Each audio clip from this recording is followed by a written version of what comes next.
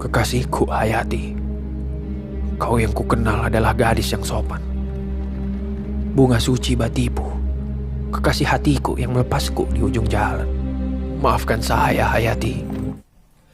Beberapa tahun belakangan ini, kancah perfilman di Indonesia maju begitu pesat. Kisah percintaan, keluarga, komedi, dan perjuangan sering sekali hilir mudik menempati hati penikmat film di Indonesia. Tak jarang banyak sekali film yang diambil dari sebuah novel.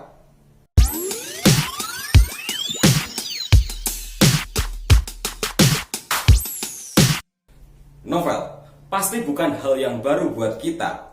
Banyak sekali hal yang bisa kita peroleh dari sebuah novel.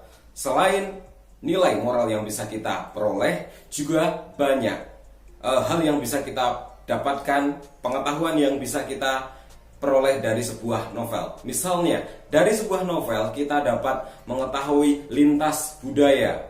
Dari sebuah novel kita dapat tahu gimana sih kehidupan pada zaman dahulu. Misalnya, dari novel Ronggeng Dukuh Barok ya. Dari novel itu kita bisa tahu sedikit bagaimana sih kehidupan warga Dukuh Parok di Banyumas pada tahun 60-an.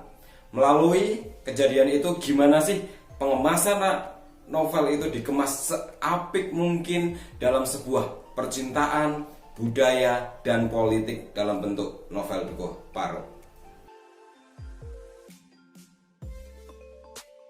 Novel sendiri pada dasarnya merupakan salah satu jenis prosa yang menceritakan peristiwa tertentu yang di dalamnya tidak terlepas dari suatu unsur intrinsik dan unsur ekstrinsik.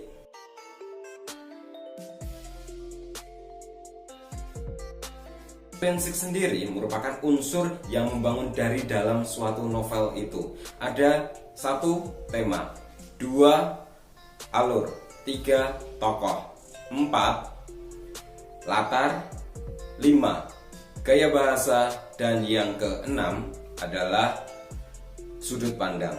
Telur antok tak bersudut. Itu adalah unsur intrinsik pada suatu novel. Tema merupakan gagasan utama dalam suatu novel ya.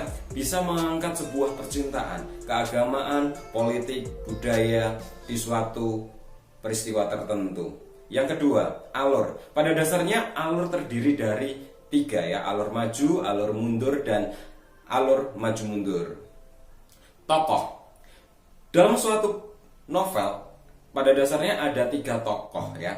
Pertama tokoh protagonis, tokoh baik, tritagonis, tokoh pendukung, dan antagonis adalah tokoh jahat. Pada dasarnya seperti itu. Kemudian yang berikutnya ada amanat. Amanat merupakan pesan moral yang ingin disampaikan penulis melalui novel itu. Kemudian ada latar. Latar sendiri terbagi atas 3 ya. Latar suasana, latar waktu, dan latar tempat. Pastinya kalian paham dengan hal ini. Kemudian dilanjutkan dengan gaya bahasa.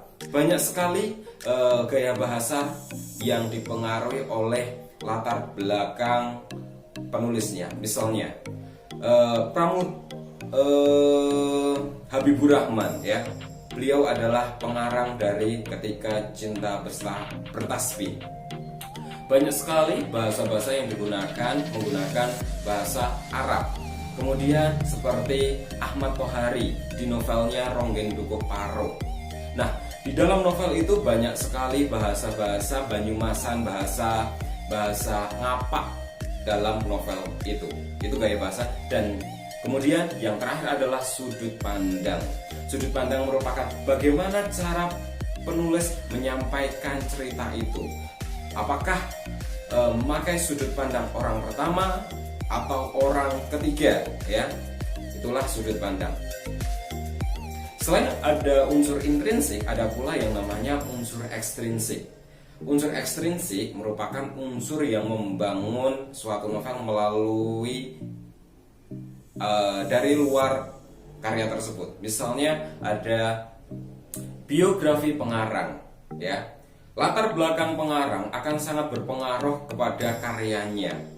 Ahmad Tohari dengan karyanya Ronggeng Dukuh Paro mengangkat kehidupan di pedesaan di Banyumas. Begitu juga Habibur Rahman mengangkat kehidupan di Kairo, Mesir, karena Habibur Rahman pernah mengenyam pendidikan di Kairo, Mesir.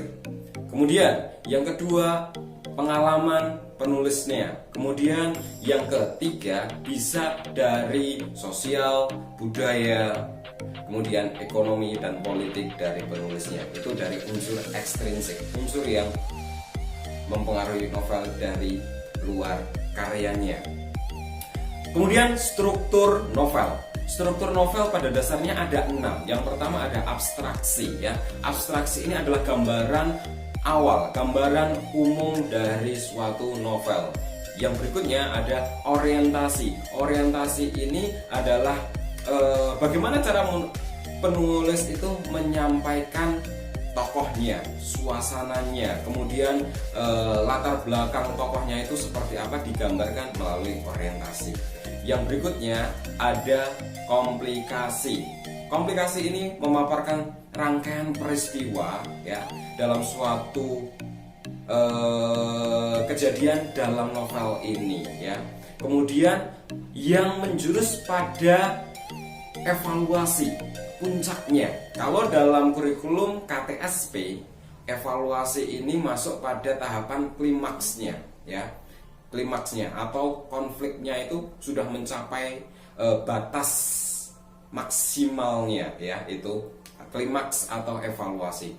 Tahapan berikutnya ada resolusi. Resolusi ini setelah masalah meningkat, kemudian ada suatu solusi yang muncul ya. Ada mulai bagaimana sih cara menyelesaikan masalah yang sudah memuncak itu tadi. Itulah dipaparkan melalui resolusi. Dan yang terakhir adalah koda.